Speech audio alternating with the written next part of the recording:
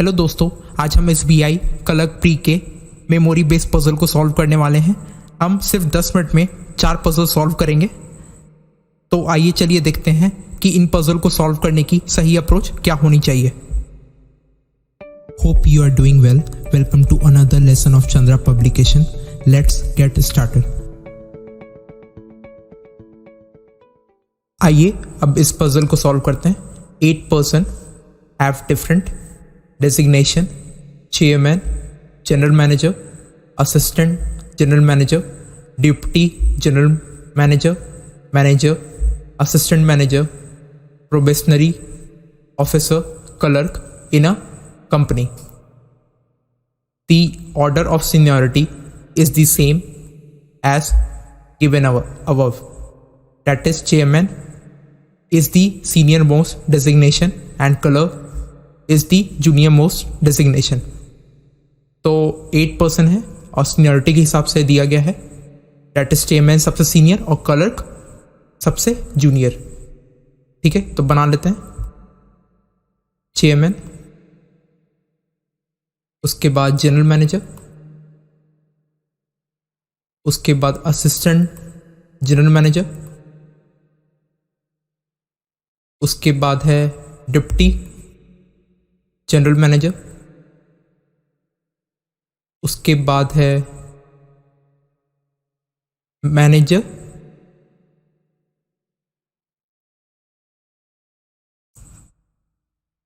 उसके बाद है असिस्टेंट मैनेजर,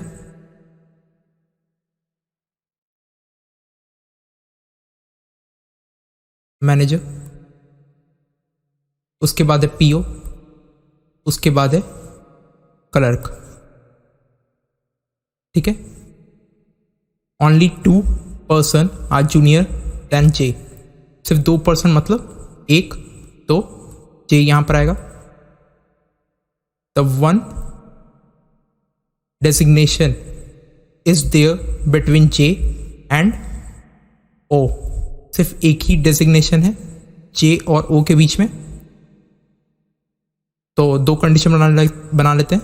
जे यहां पे, ओ यहां पर आ सकता है, या तो ओ यहां पर आ सकता है। सिर्फ एक डेजिग्नेशन है जे ओ के बीच में। Only 2 designation are there between O and M. 1 2, सिर्फ 2 डेजिग्नेशन है ओ और एम के बीच में। अब एम कहां पर आ सकता है? 1 2, और यहां पे क्या लिखा है? एम इज सीनियर देन ओ। तो एम इज सीनियर देन ओ, तो ओ और एम के बीच में 2 है और एम सीनियर है। तो ये 2 और एम सीनियर, यहां पर 1 2 और M senior. Number of person who are senior than O is same as the number of person who are junior than P. जितने ओ से सीनियर है उतने पी से जूनियर है। तो ओ से सीनियर कितने हैं? 1 2 3 4 5 6 7। पी यहां पर आ जाएगा 1 2 3 4 5 6 7। पी से भी उतना ही। तो ओ से सीनियर कितना है? 1 2 3 और 1 2 3। पी यहां पर आ जाएगा इस केस में। N is senior than P but junior than L. N जो है पी से सीनियर है बट एल से जूनियर है। के is not junior most post. के क्लर्क नहीं है क्योंकि जूनियर मोस्ट क्लर्क नहीं है। Q is not PO. Q PO नहीं है। ठीक है, तो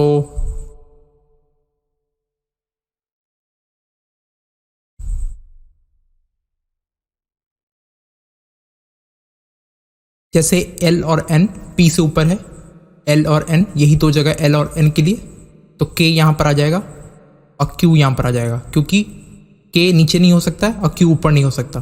तो सिर्फ के क्यू के लिए कौन सा स्पेस बच गया? सिर्फ ये। ठीक है, और ये वाला केस तो होगा ही नहीं क्योंकि पी के ऊपर तो एल और एन को रखना है, तो एल और एन तो रख ही नहीं सकते, तो ये गलत हो गया। आइए अब इस पजल को सॉल्व करते हैं। 8 person were born in 4 months, that is January, March, June, September and 2 different dates 8 and 15 of the same year. तो जैन में 8 तारीख को, 15 तारीख को, फिर मार्च में 8 तारीख को, 15 तारीख को, फिर जून में 8 को, 15 को, और फिर सितंबर में 8 को, 15 को। ठीक है, जनवरी में कितने डेज होते हैं? 31, मार्च में 31, जून में 30, अब सितंबर में 30। ठीक है, S was born on 8 of one of the months having 30 days and only 3% were born between S and P। ठीक है, तो अगर हम S को, S बॉर्न हुआ था 8 तारीख को और ऐसे मंथ में बॉर्न होता है जिसका 30 नंबर ऑफ डेज है, तो S या तो यहाँ पर आ सकता है या तो यहाँ पर आ सकता है। तो अगर S को यहाँ लेते हैं और 3% है S और P के बीच में, तो 1, 2, 3 P यहाँ पर आ जाएगा। ठीक है, या तो S को यहाँ लेते हैं और 1, 2, 3 P यहाँ पर आ जाएगा। R and T were born in the same month। R और T सेम मंथ में बॉर्न हुए हैं। R was born after P। R was born after P। U was born immediately before P। अगर U है immediately before P तो ये वाला condition तो रॉन्ग हो जाएगा क्योंकि P के ऊपर तो कोई जगह ही नहीं है, तो U यहाँ पर आ जाएगा। Number of person were born before R is same as number of person were born after V। ठीक है, जितने R के पहले हैं उतने V के बाद हैं। ठीक है, Q was born before W। Q was born before W। इसको कैसे बनाएंगे? जैसे हम R और T को सेम मंथ में लेना है और P के नीचे है, तो हम R को और T को सिर्फ जून में ले सकते हैं। तो या तो R 8 पर आएगा या तो 15 पे। ठीक है, तो जितना R के ऊपर है उतना V के नीचे है नंबर ऑफ पर्सन। तो R के ऊपर कितना है? 1, 2, 3, 4, उतना V के 1, 2, 3, 4 V यहाँ पर आ जाएगा। अगर R को हम 15 पर लेते हैं तो 1, 2, 3, 4, 5 और नीचे से 1, 2, 3, 4, 5, लेकिन यहाँ पर तो P है, तो ये कंडीशन तो हमारी गलत हो गई। अब W के ऊपर क्या है? Q। ये हमारा पजल सॉल्व हो गया। आइए अब इस पजल को देखते हैं। 8 person are sitting around a circular table facing towards the centre of the table. 8 person facing towards the centre है।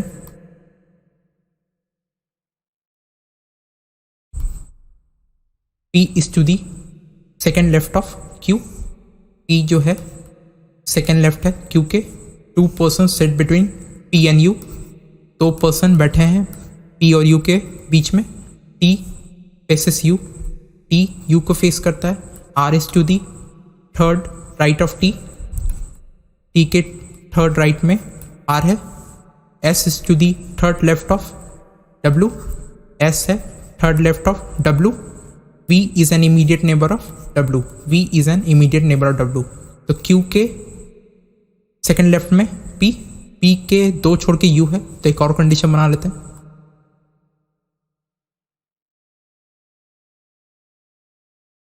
Q इसके सेकेंड लेफ्ट में P और इसके 2 छोड़ के U है, तो एक बार राइट में और एक बार लेफ्ट में, तो इसके 2 छोड़ के U के फेस करता है T, तो T फेस करता है। T के थर्ड राइट में R है।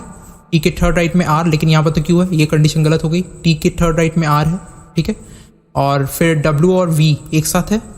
ठीक है, तो W और V के लिए कौन सी प्लेस है? ये वाली।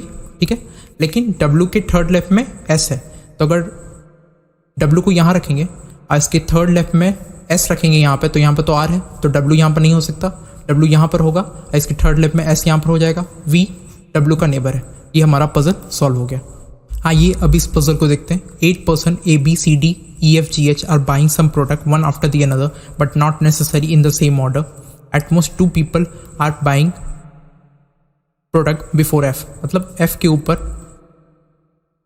0, 1, 2 पर्सन हो सकते हैं। एट मोस्ट 2 बोला है, मतलब ज़्यादा से ज़्यादा 2। Only 1 person are buying between D and F। T और F के बीच में एक पर्सन बाई कर रहे हैं। ठीक है, C is buying just before H. C is buying just before H. One person between C and D. C और D के बीच में सिर्फ एक पर्सन है, तो D के एक छोड़ के C नहीं हो सकता, मतलब ऊपर ही होगा C इस केस में। और इसमें F है तो नीचे होगा C, और C के नीचे H है, ठीक है, और C के नीचे H है। लेकिन हम लोग ने ये देखा था कंडीशन में कि F के ऊपर या तो 2 से ज़्यादा पर्सन नहीं हो सकते, तो ये वाला कंडीशन तो गलत हो गया, तो हमारा सिर्फ ये कंडीशन बचा। अब आगे क्या दिख रहा है देखते हैं। A is buying just before E. A is buying just before E. B is buying before G. B is buying before G and after E. E के बाद में, ठीक है। E के जस्ट ऊपर A है, तो अगर F, इसे एक बार और लिख लेते हैं, ठीक है। अगर ये क्या हो गया, 1 2 3 4 5 6 पर्सन का अरेंजमेंट हो चुका है, तो या तो हम AE को बीच में तो नहीं ले सकते क्योंकि एक साथ 2 प्लेसेस तो बीच में नहीं खाली, या तो हम AE को ऊपर ले सकते हैं या तो AE को नीचे ले सकते हैं, ठीक है। अगर AE को ऊपर लेंगे तो E के नीचे क्या है, B है, फिर G है, तो B हो जाएगा और यहाँ पे G हो जाएगा। लेकिन इसके E के नीचे तो स्पेस नहीं है, तो ये वाला कंडीशन हमारा गलत हो गया क्योंकि E के नीचे B और G भी आना था, तो ये वाला आंसर हो गया, हमारा पजल सॉल्व हो चुका है। मैंने यहाँ पे सिर्फ पजल के अप्रोच को डिस्कस किया है। अगर आपको पजल के क्वेश्चंस को बनाने हैं तो आप इस लेक्चर की PDF से बना सकते हैं। लेक्चर की PDF की डाउनलोडेबल लिंक आपको वीडियो के डिस्क्रिप्शन से मिल जाएगी, वहाँ से आप डाउनलोड कर सकते हैं। Thank you. Thanks for watching this video. If you liked it, do give a thumbs up to this video and don't forget to subscribe and hit the bell icon so that you can get regular updates of the uploaded videos. Thank you.